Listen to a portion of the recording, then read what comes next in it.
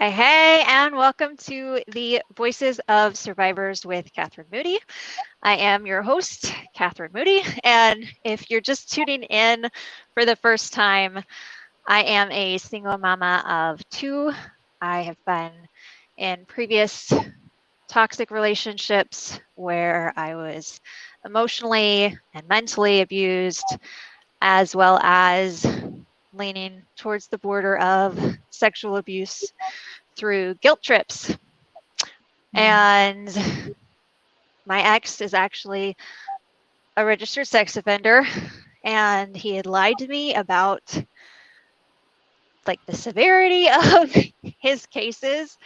And like going into that, I know that a lot had to do with my mental health before that, with childhood traumas, because there was the need for attention and he was there to give me attention and tell me all the things that I wanted to hear.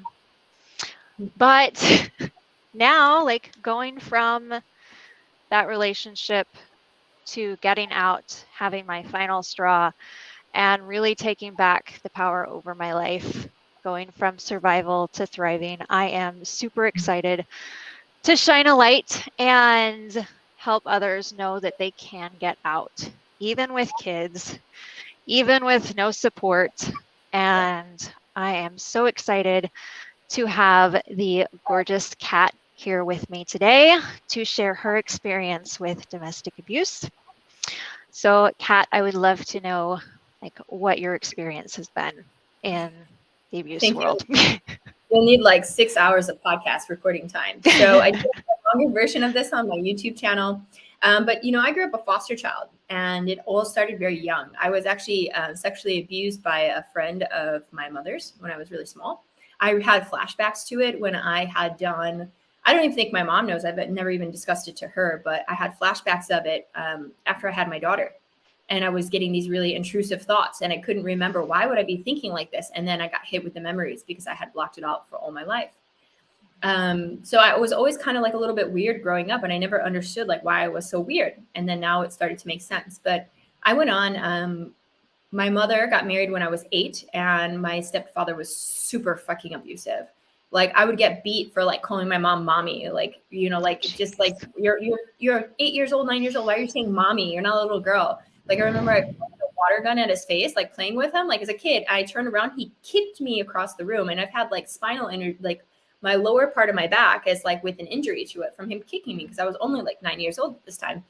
So my mom, my dad were never together. My dad was a drug addict, and I was raised by the different men in her life. She had multiple partners. And the one that she married was definitely not very nice. He was a farmer who kept like a belt on the back of his door. And have you ever seen animal rights videos where they're beating the crap out of the animals on a farm? That's exactly how he would beat not his kids, but he would beat me and my brother that way. Like the same way, like you see them wiling out like it's an animal, like just going at it. It was really savage, to say the least. So eventually my mom looked at me one day and was like, listen, Kathleen, like you need to go because he's going to kill you if you stay. And that's pretty much what it came down to. He goes, Christina, it's her or me. And she basically told me I had to go. So I went to go with my aunt. My aunt was 10 years older. My aunt was just as fucked up. Now, preface this with my mom is one of 4 sisters. My grandmother's an absolute nutcase, came over from Poland. Her husband cheated on her.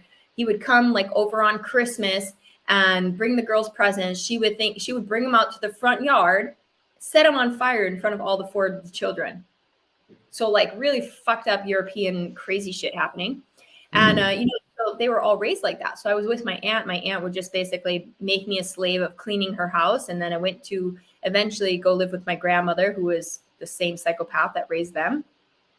And eventually wound up to my grandfather and on my dad's side, and then into my dad's house. Now, when I went to my dad's house, my dad was a crack cocaine addict. I didn't know that. I remember him driving me to 7th grade. He's like, yo, like I could be high and no one would even know that I'm high. And I guarantee that he was probably high at that time when he said that. That's why he was saying it. Now as an adult and now that he's got drugs. And I'm like, yeah, now I know why he said that. He was high as fuck, And my dad was very physically abusive to me because when he was cool when he had his drugs, but if he didn't have his drugs, he would just like I had for most of my life, I couldn't run because I had an injury that healed my dad. It sounds really horrible, but I'll share this story because it's a really sad story. So I was living there. I was 11 years old. It was an all Black neighborhood. My dad lived in a ghetto because he lived in a closed out, if you imagine a huge hospital, and they closed it. They shut the hospital down. So he had, his boss was renovating it, bought it to renovate it. So it was like a big main floor, kitchen, main room, offices. Upstairs was 2 or 3 floors of, 30 rooms each. Huge building we were living in. And it was an all Black neighborhood. So of course I would go out in the night or during the day and I would hang out with Black people. So one day my dad comes to the backyard. He sees me sitting with a Black guy, like just chilling in the car. Like I'm like 11 years old. He's like standing by the car. I'm sitting here, we're just talking. He took me inside. He brought me upstairs and he started whooping. He goes, "What the fuck?" He starts whooping my ass. And I don't remember what I said to him, but I was like sitting down, like with my knees like this on the ground. And he just came up. My dad's a kickboxer, kicked me as hard as he could in my side of my ribs, and I collapsed. So he had already broken my stepmom's ribs. She had a collapsed lung from him probably doing the same thing to her. So he kicked my ribs in, and then this is an abandoned hospital. So there's no running water in it. There's no nothing. He locks me in one of the, if you think of a classic bedroom in a hospital, it's like a bedroom, maybe a little shelf, and then a bathroom, classic hospital room. And I remember he shut the door, and before he shuts the door, he says, because I was always going out when my dad was high on drugs, I would just go out in the neighborhood. And he goes, "Give me your pants." And I said, "What?" So he takes my pants, and there's no way to get out of this room. He goes, "Just in case you figure out a way to escape, you won't get far enough before the niggers rape you." And then he walked out and he left me there, and he turned on the radio as loud as he could, blast music so that if I screamed, no one could hear me. And he left me there for, I don't know, maybe like 10 days or maybe a week. I actually have no recollection of it because I had my ribs broken and I had no food and no water. So I actually, at some point, I don't remember anything. I don't know how many days it was. I don't know how long it was, but he left me in there and he went on a drug binge.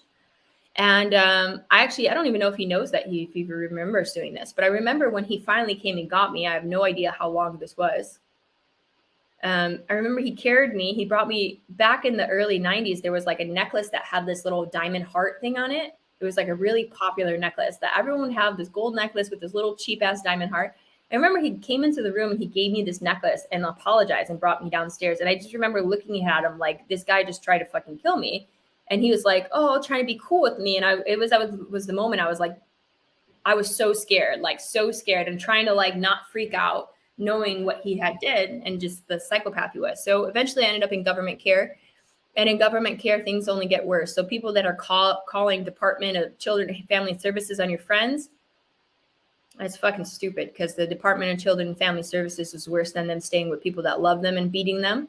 It's worse when they go into places that it is DCFS and those, how you think that people want other people's kids. No, the people that are signing up to be foster families are poor people trying to get that check so they can pay their bills. They do it for the fucking money. I was abused in more ways, 7 ways to Sunday, than I could ever describe. I would have rather took it in my ass and my ribs kicked in 1,000 more times from my father than I would have with what happened with me in these foster homes. So I was a chronic runaway. And at one point when I ran away from one home, I ended up going with this girl. She brought me to her aunt's house. We're there at the aunt's house. Next thing you know, this guy comes over. It's like a cousin of theirs. Is like, "Oh, do you want to come babysit my kids?" So I go there thinking to babysit the 3 kids. And I did babysit the 3 kids, but it was a rape house. It was an empty house. And I thought it was really weird that there was no one else. There was no furniture. There was furniture in the house, basic furniture, but there was no personal possessions. There was no personal possessions in the entire house. It was an empty house with no personal possessions, just furniture, like a furnished empty house. And I was like, okay, that's weird. And they're like, "Watch the kids." So then night rolls around and the guy's like, "Come here." And that's when everything happened. So I was very violently raped, and actually I was suffocated because I refused. I was a fighter. So I tried to fight it off. And I just remember there was a point where I blacked out because I was being suffocated with a pillow. And then I just wake up and everything's happening. And I just remember, like, for years, because of the things that were said to me during that time, I suffered with sexual intimacy, like things around like oral sex, different stuff that was like said because of all the trauma that I had. So I was like violently raped. And then I remember the next day I was scared. Imagine I was 12 years old, 11 years old when this happened. I was a child. I was really small. So imagine if 11 or 12-year-old, this happening. And I remember the next day I go to take a bath, and he's like, where he tells me to go take a bath. And I remember like there was like a SOS pad in there or something. And I was literally scrubbing my skin so hard. And he just walks in there casually, starts washing himself. And I'm just like freaked out, a little child, like scrubbing my skin. And then the next night they locked the house, and it had like these diamond gate locking, like what they put in front of businesses. They had that to lock you into the house, and it was in the ghetto. So there's no way to get out of the windows were all closed. So then the next day they come and they try to do this shit again with someone else. And then when they put my arm behind my back, because I knew it was going to happen, I pretended like it popped really loud, and I pretended like they broke it. So then they said, well, it doesn't matter. You're going to do what we say you're going to do anyways. And I sat there in the living room, and they're like waiting for me to like obey them. And the guy falls asleep, or he doesn't fall. He looks like he's awake, but he's sleeping with his eyes open, which is the weirdest thing I've ever seen. So at that point in time, I realized that there was a door that was unlocked. And on the other side of that door, there was a window. So I slowly did this routine to make it to the inside of that room, look through the peephole, see the guy hadn't moved, threw my bag out, and jumped out the second-story window and took off running. Now, I suffered from so much trauma from that, not because of not only the rape, but because after that happened, it didn't stop. That guy then went on to search for me everywhere. He was calling everybody that he knew that was connected to that person. Wow. And I tried reaching out to that girl that set me up with her aunt and say, like, I went back there, guys, like, do you realize what that guy did? The guy called while I was there at that house and asked if I was there looking for me, pretending like it was cool. So then I was scared for the whole rest of my life. I would not even go back into the city of Chicago because I was thought that guy would see me. He would know that I would tell about what he was going to do to me, and he was going to kill me. So I was terrified up until the middle of my early 20s that if I ever went back to Chicago, I had refused to go into foster homes in Chicago, and they finally put me in the suburbs because I was so afraid that the guy was going to find me. But I kept running away still after that. And then that was probably one of the most traumatizing things that happened out of all my life, was probably that. And I remember I was like, when they left that day, I went around looking for like a way to escape when they locked me in there. And that's when I found that only thing that was in there was pornography inside of a kitchen. Inside the cabinet, there was some porno videos. And that's when I realized, I didn't put two to two together. This was a rape house, but that's what it was. It was a rape house, and as an adult, I realized that. As a kid, I still didn't understand it, but as an adult. So then eventually I was running. I was a runaway. I stayed on run, and I tried looking for a job as like a nanny. I lied. I had a fake ID that said I was 16, actually, and I used that.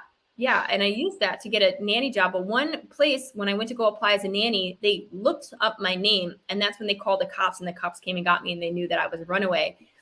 So when that happened, I remember I was turned into a shelter, and I tried to tell about this rape situation that happened. But then they bring me photos, and I was so traumatized by everything. I couldn't even pick out, because I'm looking, I'm like, I don't see the guy. I don't know. Maybe it's like, so they didn't even believe me. They thought I was just full of shit, and they just like dismissed it. So I was completely invalidated during the experience, and fuck Chicago police and all the bullshit, because I went through years of trauma with that. And eventually, what I kept on doing was I was still a runaway, because even though I was abused by my dad, and my stepdad, I would have rather gotten beaten by them every single day and knowing that there's an ounce of love in their soul than what I went through being in foster care, because then it was just continuous abuse, being locked in closets in foster homes, being beaten for like no reason, being picked on because I'm in black foster homes and I'm white, and they're trying to fucking put Nair in my shampoo and like just hate me for like the way I look.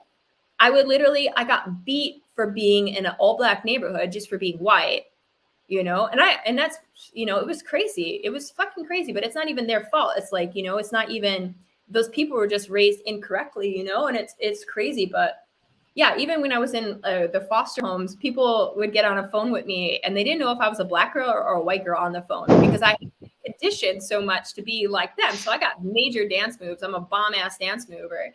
And I loved it. I learned so much growing up in like the black community that I fucking love it. Like, they are so real. They're so raunchy and so honest with so much stuff. Like I'm so grateful for that experience outside of the abuse, because I came from a racist family. I came from a severe racist family. And because of what I went through in foster care, I was able to see another side of people, because not all foster homes were bad, but most of them were. But it wasn't even about that. It was about going to the schools in the community and being around. And I was the only white girl in my 8th grade class. Wow. The only white, there was not even a Mexican. So it was cool. It was like an awesome side of like just the people being raised different, you know? It was really awesome. It was good. I love it. Absolutely. Yeah. So what would you say, I know you're like absolute fighter, but what would you say helped you the most going through this and at that time like, or later? Escaping.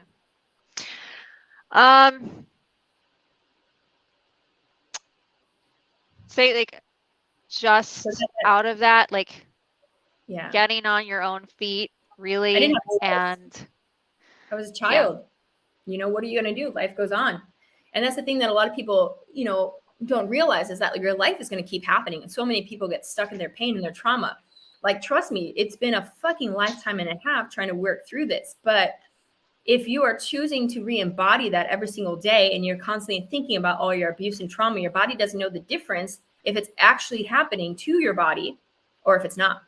Your body doesn't know the difference. When you relive your trauma, your body takes it as you being traumatized again.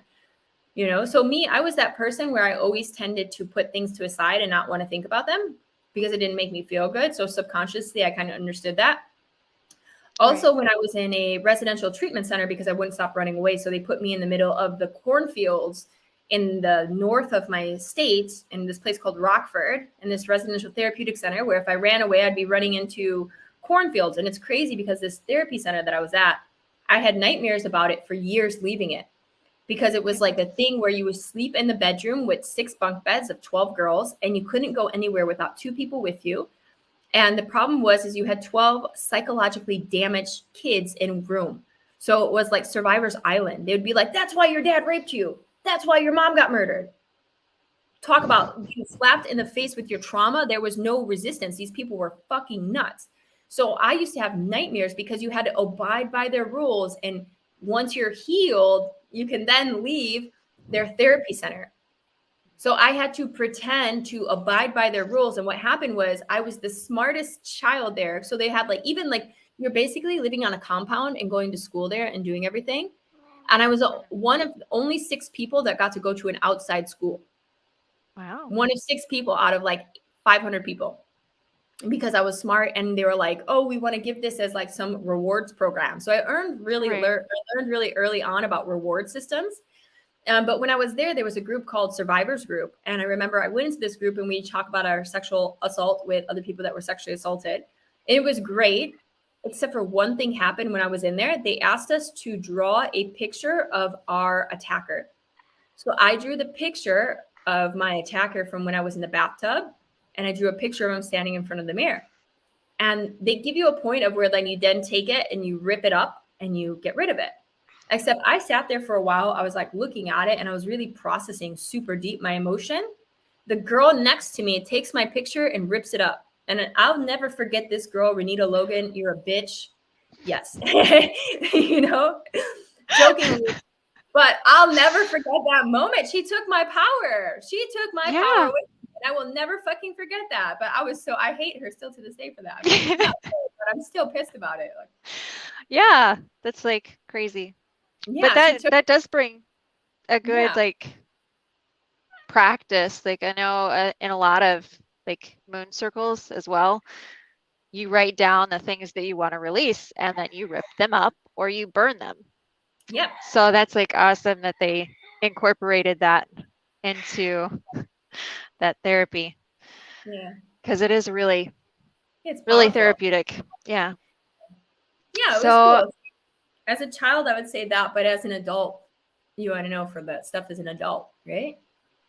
With the stuff that helped me probably the most as an adult was because I was a foster child and I didn't have family support. I didn't have an option to be sad, and I didn't like the way that I felt. So I was always that person. They told me in therapy, like, Kat, you need to talk about your feelings. You can't compartmentalize your emotions. So I was that person that would take all my emotions, put them in a little pretty box, and put them into a shelving system.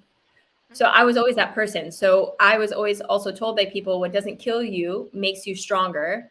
And, you know, I had all these things that were said to me really early on that just made me realize that life is going to be what I make it. And I didn't have that, you know, option or choice. And also too, it's like when I went to that residential therapy center and I got out, they stuck me in a foster home in the suburbs, and it was the first normal foster home. So then I finished out high school in the suburbs. And when I did that, I then went to college. And when I went to college, what helped me more than anything was college, because I graduated high school. So it's funny. I went through all this crazy shit. I went to 13 different schools in 5 years, but I was always smart. Wow. And I graduated high school at 16 years old. 16 years old, I was done with high school. I skipped a grade actually in high school. I did 3 years instead of 4. So when I went to college, it's community. I was around, here I am, this really fucked up, weird person. I've gone through all this trauma, all this abuse, all this sexual assault, and I'm fucked up. I can admit I'm fucked up, but I'm really good at pretending to be normal and fitting in. I was a chameleon. I just pretended to be like everyone else. But when people got to know me, they, like most normal people, were always kind of knew there's something weird about that one, you know? But when I was in college, everyone's doing it. Everyone's getting fucked up. They're partying, they're drinking. I joined a sorority. And I had this normalcy that happened. And in that 4 years that I was in college, I had so much trauma graduating from college, because it was the first time I had a stable environment and support system. Because I then met my friends, I then met people, and I met people that were all highly educated. So even now, like you would think in my life, like I have this weird group of friends, but all my friends are all fucking successful. Like when people are like, oh, my friends are dying and ODing, and I'm like, what kind of friends do you guys have? Because my friends are not doing that, you know? And despite my system, because most people that ended up and went through what I did end up like that. But I didn't. And it's because, one, I had a loving mom growing up. She fucked up. She married the wrong person. He was an asshole, but my mom loved me a lot as a child. I was the only child for a while, and she loved me. So I had this very early on true love from my mother. So even when I was in therapy and I was trying to explain, because my mom never hit me. My mom was never an asshole.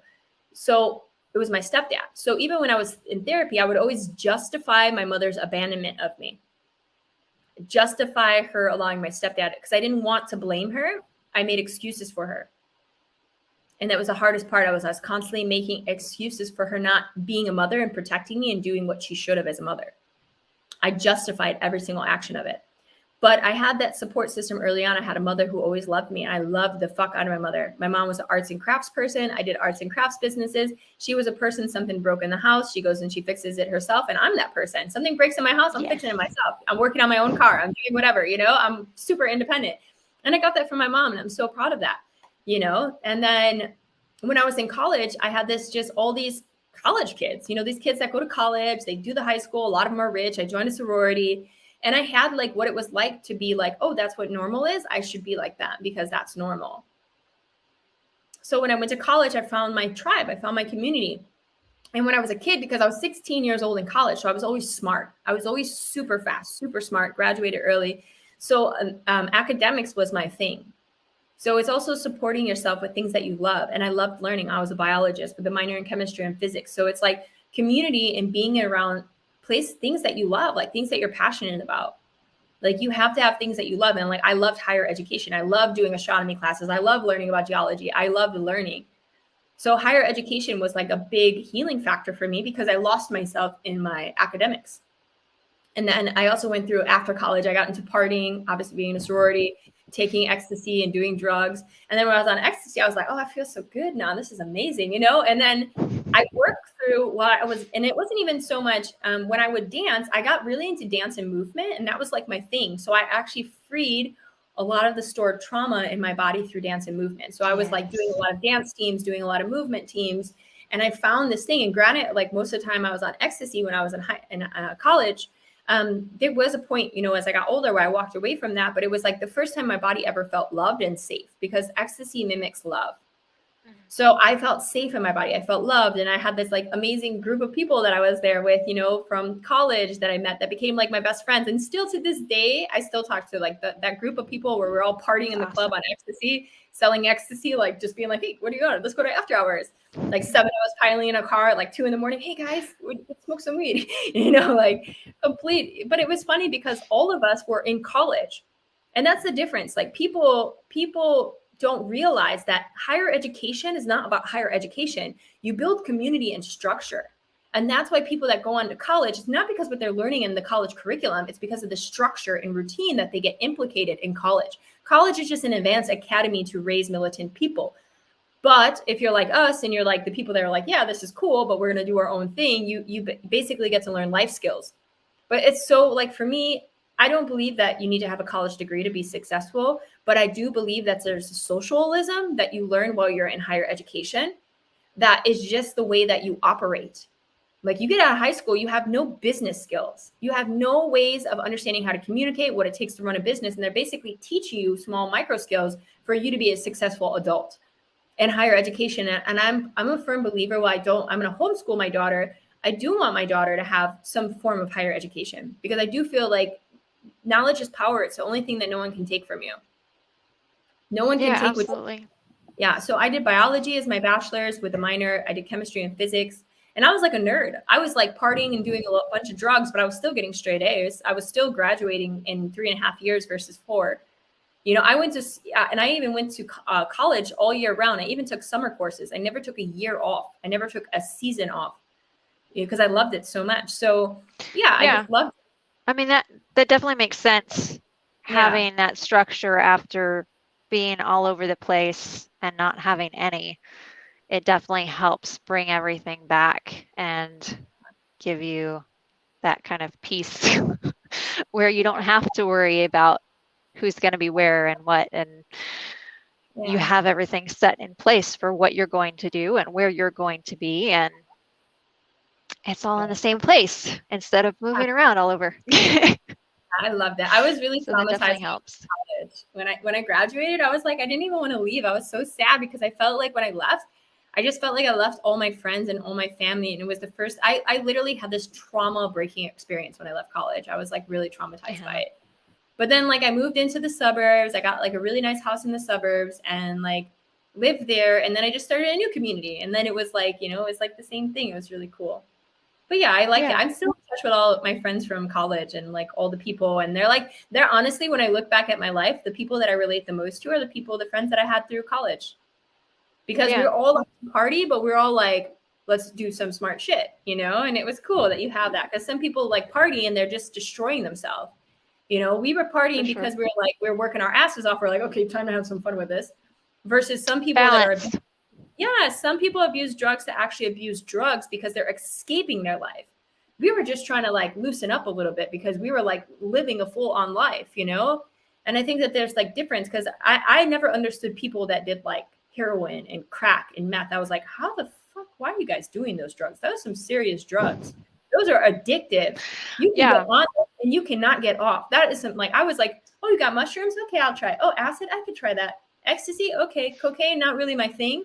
But, you know, there were like more drugs that open your mind and expanded your mind, you know, not the ones that were like, I don't know. There's definitely like a medicinal property to some of them. Yes. Whereas others are just like, why? Yes. Like, it's not really helping you. It's not really escaping, because at the end of the day, you're back where you're going. Like, yes. Like people that do heroin, I'm like, how could you? And then there's something wrong. Like, I'm not gonna say there's nothing wrong. There's definitely something wrong with doing heroin. But like, what happens in a person's mind where they think that they know it's a highly addictive drug that they cannot control? It's known fact that these are addictive drugs. Why would you take something that's highly addictive unless you want to get addicted to it? Because there's no other reason to do crack, meth, or heroin.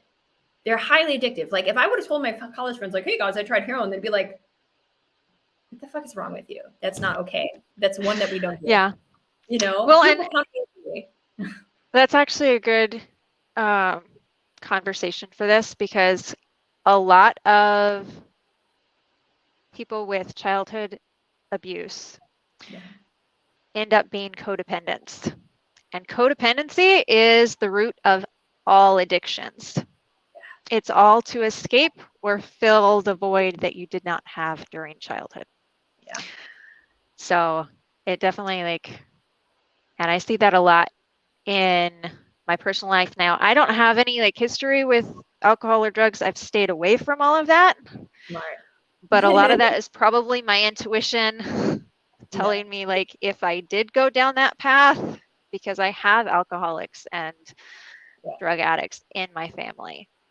from trauma and like childhood stuff. So I knew like if I went down that path, there was no coming back. And like it is a really big challenge with codependence. And they even like, it doesn't even have to be drugs. Like coffee was my saving grace throughout early mothering stages. Like the only thing I drank for a while was coffee. I can't even drink coffee. Well, these hormones. Yeah. Every time I drink coffee, I break out like crazy. I can only drink tea. Yeah. I don't know. I had to cut it last year, finally. But yeah, black tea. Yes, much better. All right. So thank you for being here and sharing your story and everything that's helped you through.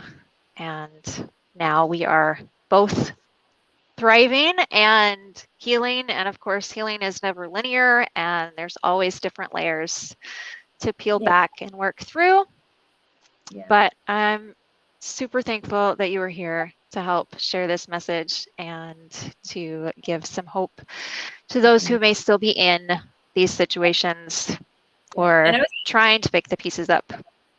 Yeah. And I was going to say too, for people that really kind of like, because I didn't so much talk about the mindset shifts because my mindset shift was just the will to survive, the will to want something better, the will to want do better. And that's the thing, is like people that suffer, it's somewhat optional. I'm sorry. But like if people are suffering, they're choosing to suffer. You don't have to suffer. If you're suffering, it's because you're choosing to live in that state. You can let go of anything. If you're suffering, it's because you're not letting go of what you need to keep going. And I didn't have an option to suffer. I had shit going on. I had people around me. I had things to do. I had responsibilities. I couldn't sit there and throw not saying it's a pity party, because you do have to go through your trauma, but there comes a point where it's like, guys, like it happened. You can't change it, but you can change the way you feel about it. You can change the way you think about it. You can do something with it. Trauma is not like a horrible thing. It happens to everybody. And there's no difference. Even though I had the crazy trauma stories, my trauma is not any more serious than anyone else's trauma, because at the end of the day, it's pain. So how you choose to cope with your pain is like, you either, what are you going to do? You're going to sit there and just be sad all the time, or you're going to keep going with life? Because being sad all the time, you don't do anything good. You're just wasting time. You have a beautiful life. There's so many opportunities for change. There's so many beautiful things in the world. And if you are suffering, it's because you're choosing to suffer, because the world around you wants you to be happy. So I was an opportunist. So if I have to say anything, I was an opportunist. And I knew, because I was a runaway, that if I didn't like something, I just leave and I go find something better. Same shit. Leave your messed up thoughts and go find a new thought to attach yourself to. And that's what I was going to say, is like, if your thoughts are no longer serving you and they're causing you pain, you need to leave your thoughts alone. You need to just leave them and just say, goodbye. These thoughts are not helpful for me today. It's not helping me get up and do better with my life. See you guys later. I got to go. And that's what I would share for that. Yeah. Yeah. And absolutely. Like, I'm going through the book by Joe Dispenza. Yes. Breaking the Habit of Being Yourself. Mm-hmm. And this chapter this morning actually is perfect, because it was all about how to change from the thinking to the feeling, because you have to have your body and your mind working together. Yeah. Because the body keeps the score and stores the trauma.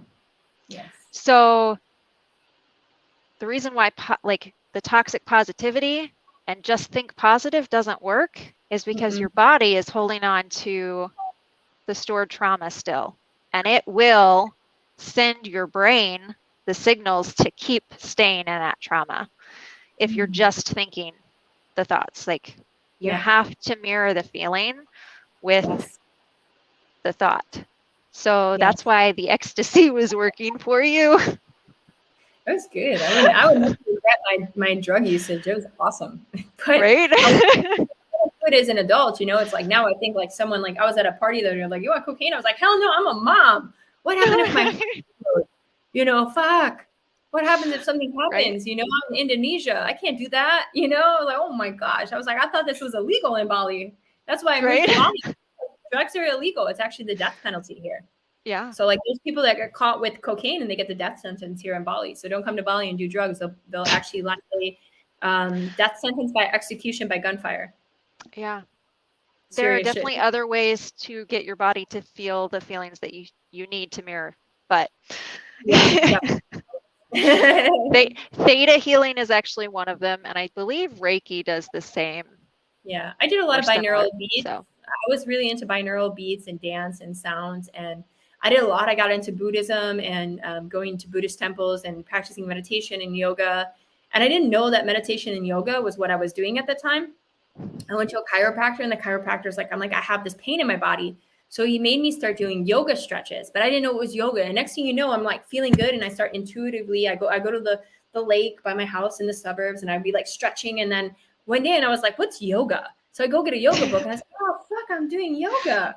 That's what that is. That's why I'm feeling so good." So I was doing yoga before I knew what yoga was. It was awesome. That's awesome. That was the healing of the pain through the body. Is you have to also to heal the physical body and strengthen your body and strengthen your mind. Yeah, absolutely. Have to get it working together. All right. Thank you again for joining us, and we will see you all later. And ciao. Yeah, make better choices. Yeah, that'd be fun. See you.